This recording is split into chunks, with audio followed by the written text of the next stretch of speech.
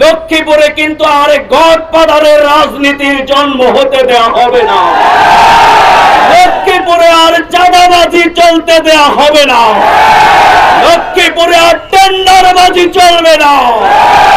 লক্ষ্মীপুরে আমার নারী মা বোনের ইজ্জত হরণ আর চলতে দেওয়া হবে না। সেই খুনিদের বিচার এই বাংলার মাটিতেই হবে। আমরা ভারতকে অনেক কিছু দিয়েছি, আর দিবার কিছু নাই। শেষ পর্যন্ত নিজে গিয়ে জমা হয়েছেন। তিনি জমা হয়ে বাঙালিকে উপহার দিয়েছেন, পানি উপহার দিয়েছেন। আমরা আগামী দিনের এই লক্ষ্মীপুরের মানবিক সামাজিক একটি উন্নত লক্ষ্মীপুর গড়বার জন্য কাঁধে কাঁধ মিলিয়ে সকল ভেদাভেদ ভুলে আমরা যেরকম থানা পাহারা দিয়েছিলাম, আমরা হিন্দুদের মন্দির পাহারা দিয়েছি, আমরা এখন বন্যার্ত মানুষের কাজকে আমাদের 1 নম্বর কাজ ঘোষণা করেছি। আগামী দিনের সেই সুন্দর লক্ষ্মীপুর গড়বার জন্য আমরা এগিয়ে আসবো। আমরা আজকে আবারও আমাদের এই জাতীয় সম্মানিত নেতৃবৃন্দ, আমরা লক্ষ্মীপুরের 12টি আমাদের সদরের ইউনিয়ন, এইদিকে রামগতি উপজেলা, এইদিকে রায়পুরের একটি অংশ এবং লক্ষ্মীপুর গোটা সদর রামগঞ্জের একটি অংশ এখনো পানির মধ্যেই কিন্তু ডুবন্ত অবস্থায় আছে।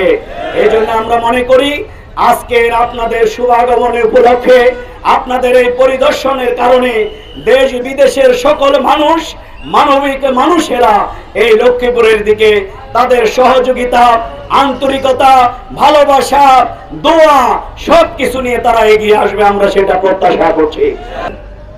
আমরা ভারতকে অনেক কিছু দিয়েছি, আর দিবার কিছু নাই। শেষ পর্যন্ত নিজে গিয়ে জমা হয়েছেন। তিনি জমা হয়ে বাঙালিকে উপহার দিয়েছেন, পানি উপহার দিয়েছেন।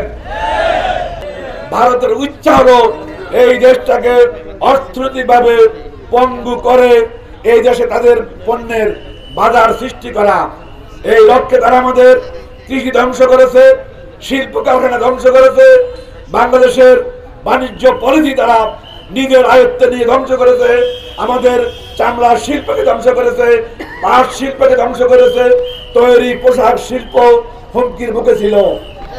কিন্তু এরপরে আবার বর্ষার দিনে কি করে, পানি ছেড়ে দিয়ে আমাদেরকে তারা ডুবিয়ে মারার চেষ্টা করে। প্রিয় ভাইরা, দীর্ঘ 15টি বছর আমরা আন্দোলন করেছি, আওয়ামী অপশাসন থেকে জাতিকে মুক্ত করার চেষ্টা করেছি, কিন্তু রাজনীতি যেখানে ব্যর্থ, মানুষের আশা আকাঙ্ক্ষা যেখানে ব্যর্থতার পথে ছিল, এই অবস্থায় শুরু হলো ছাত্র জনতার আন্দোলন।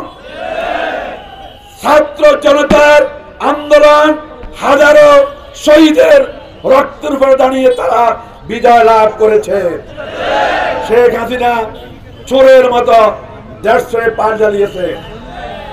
আজ জাতির কাছে প্রশ্ন, আগামী যে বাংলাদেশ আমরা পাবো,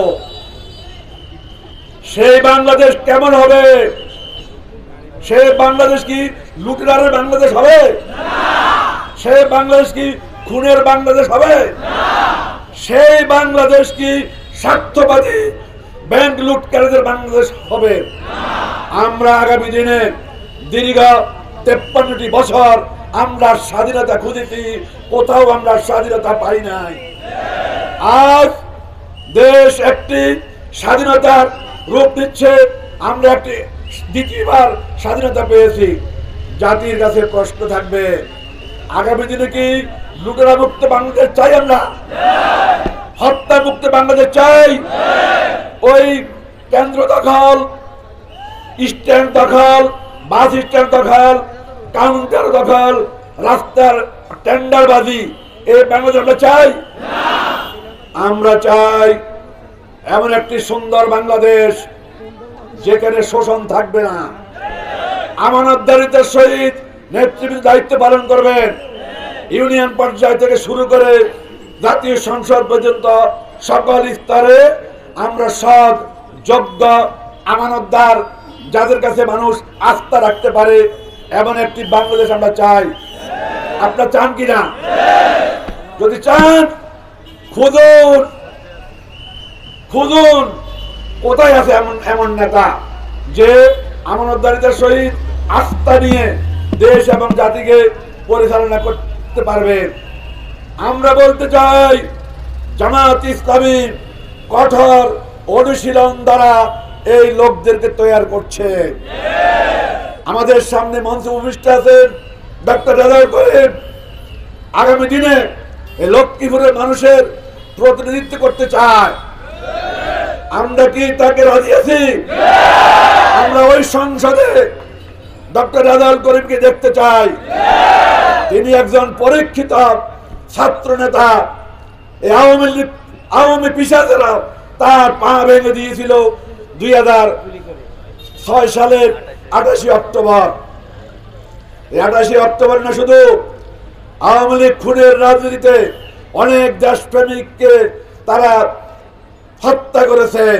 ক্ষমতা বসেই এই দেশটিকে সেনাবাহিনীকে দুর্বল করে দেওয়ার জন্য 57 জন সেনা কর্মকর্তাকে তারা পিলখানার ভিতরে হত্যা করেছে।